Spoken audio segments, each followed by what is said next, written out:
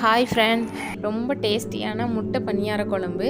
இது ரொம்ப டேஸ்ட்டாக இருக்குங்க. ரொம்ப ஈஸியாகவும் இருக்கும் செய்கிறதுக்கு. இந்த பிகினர்ஸ் கூட ரொம்ப ஈஸியாக செஞ்சிடலாங்க.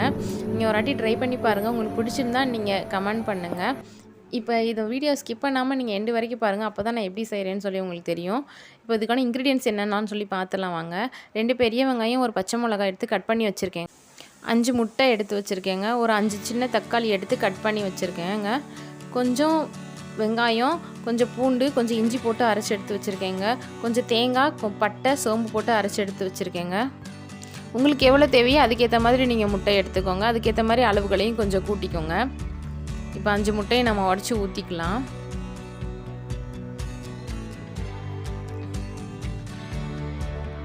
இப்போ நம்ம இதில் வெங்காயத்தை சேர்த்துக்கலாம். வெங்காயம், பச்சை மிளகாய் கட் பண்ணி வச்சுருக்கோம்ல, அதை சேர்த்துக்கலாம். கொஞ்சமாக அந்த முட்டை வாடை இல்லாமல் இருக்கிறதுக்காக கொஞ்சம் மஞ்சத்தூள் சேர்த்துக்கலாம். கொஞ்சம் தூள் உப்பு சேர்த்துக்கலாம். அவ்வளோதாங்க. இப்போ இதை நல்லா கலந்துக்கலாம். மிளகுத்தூள் வேணால் நீங்கள் மிளகுத்தூள் ஆட் பண்ணிக்கலாம். நான் இன்றைக்கி ஆட் பண்ணலை. இப்போ நான் பணியாரக்கல் காய வச்சுருக்கேங்க. அப்போ நம்ம அதில் சுட்டு எடுத்துடலாம். நான் கொஞ்சம் ஸ்பீடாக சொல்கிறேங்க, நீங்கள் கொஞ்சம் பொறுமையாக பார்த்து செஞ்சுக்கோங்க. கொஞ்சம் பணியாரக்கல்லில் சூடானதுக்கப்புறம் எண்ணெய் ஊற்றிட்டு அது ஹீட் ஆனதுக்கப்புறமேல் நம்ம பணியாரத்தை பொரித்து எடுத்துக்கலாம்.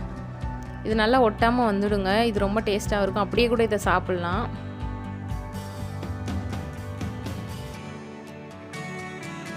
இது கொஞ்சம் வெந்ததுக்கு அப்புறமே நம்ம எடுத்துடலாம். பாருங்கள், திருப்பி போட்டு எடுத்துருங்க. திருப்பி போட்டு கொஞ்சம் நேரம் வேக வச்சுட்டு நீங்கள் எடுத்துருங்க. நம்ம இந்த இது மிச்சத்தையும் நீங்களே பொரிச்சு எடுத்துக்கோங்க. இப்போ நம்ம குழம்புக்கு ரெடி பண்ணிடலாம். இப்போ கொஞ்சம் பாத்திரம் வச்சு கொஞ்சம் எண்ணெய் சேர்த்துக்கோங்க. எண்ணெய் சேர்த்ததுக்கப்புறம் நம்ம வெங்காயம், பூண்டு, இஞ்சி அரைச்சி வச்சுருக்குறோம்ல, அதை இதோட சேர்த்துக்கலாம். அப்போ எண்ணெயோடு சேர்க்கும்போது அதோட பச்சை வாசனை கொஞ்சம் நல்லா போயிடுங்க. ரொம்ப நல்லாயிருக்கும். இந்த வெங்காயத்தோட பச்சை வாசனை இல்லாமல் இருந்தால் குழம்பு நல்லாயிருக்கும். அதுக்காக தான். இது கொஞ்சம் வதங்கினதுக்கப்புறமேல் நம்ம தக்காளி சேர்த்துக்கலாம். கொஞ்சம் வதங்கட்டுங்க. எண்ணெயில் தக்காளி சேர்த்துக்கலாம். பாருங்கள், தக்காளி வதங்குறதுக்காண்டி நம்ம கொஞ்சம் கல் உப்பு சேர்த்துக்கலாம். அப்போ தக்காளி ஈஸியாக சீக்கிரமாகவே வதங்கிடும்.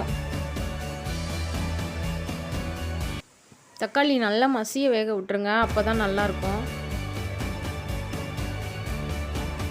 இப்போ பாருங்கள், தக்காளி நல்லா வெந்துருச்சு பாருங்கள். இந்த ஸ்டேஜில் நம்ம மிளகாத்தூள் ஆட் பண்ணிக்கலாம். நான் கொஞ்சம் தனி மிளகாத்தூள் ஆட் பண்ணியிருக்கேன். அப்புறம் நம்ம வீட்டில் அரைச்சி வச்சுருப்போம்ல குழம்பு மிளகாத்தூள், அது கொஞ்சம் ஆட் பண்ணிக்கலாம். இது ஒரு 2 ஸ்பூன் நான் ஆட் பண்ணியிருக்கேன். உங்களுக்கு காரத்துக்கு ஏற்ற மாதிரி நீங்கள் ஆட் பண்ணிக்கோங்க. இப்போ கொஞ்சம் கரம் மசாலா சேர்த்துருக்கேங்க.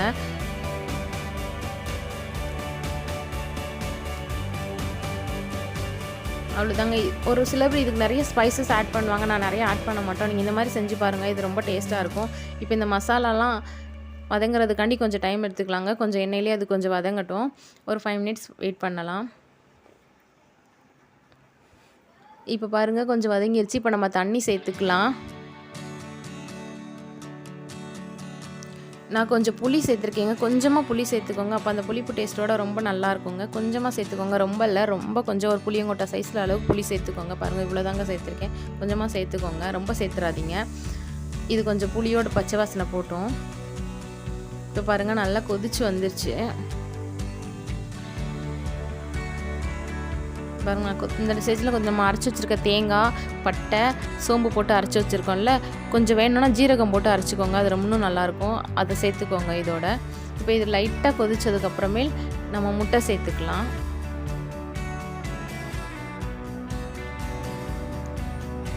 மசாலா வேக மட்டும் கொஞ்சம் டைம் கொடுங்க. தேங்காய்லாம் சும்மா கொஞ்சம் நேரம் கொதிச்சோடனே நம்ம இதை சேர்த்துடலாம்.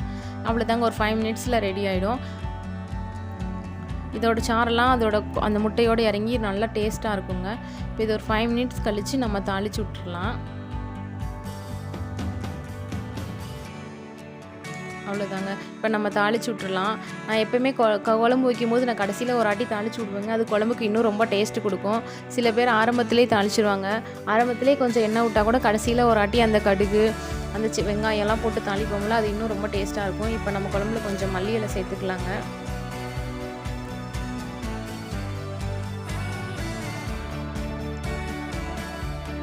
குழம்பு ஒரு வாட்டி ட்ரை பண்ணி பார்த்துட்டு கண்டிப்பாக எனக்கு கமெண்ட் பண்ணுங்கள் ஃப்ரெண்ட்ஸ். பாருங்கள் வெங்காயம் கொஞ்சம் நல்லா கருகட்டுங்க. கொஞ்சம் கடுகு சேர்த்துருக்கேங்க. அப்புறம் நான் வெங்காயம் சேர்த்துருக்கேன். இந்த வெங்காயத்தோட கருகுன வாடை குழம்புக்கு ரொம்ப டேஸ்ட்டு கொடுக்கும். இப்போ கருவேப்பிலை கொஞ்சம் சேர்த்துக்கோங்க. அவ்வளோதாங்க. இப்போ நம்ம இதை தாளித்து விட்டு அதில் ஊற்றிடலாங்க. இந்த குழம்பு உங்களுக்கு பிடிச்சிருந்தா எனக்கு கண்டிப்பாக சப்ஸ்கிரைப் பண்ணுங்கள் ஃப்ரெண்ட்ஸ். உங்கள் ஃப்ரெண்ட்ஸுக்கும் ஷேர் பண்ணுங்கள் ஃப்ரெண்ட்ஸ். அவ்வளோதாங்க. இது ரொம்ப டேஸ்ட்டாக இருக்குங்க. தோசைக்கு கூட நல்லாயிருக்கும். ஆனால் சாப்பாட்டுக்கு இது ரொம்ப நல்லாயிருக்குங்க. இந்த வீடியோ பிடிச்சிருந்தா எங்களுக்கு கொஞ்சம் லைக் பண்ணுங்கள் ஃப்ரெண்ட்ஸ். Thank you friends.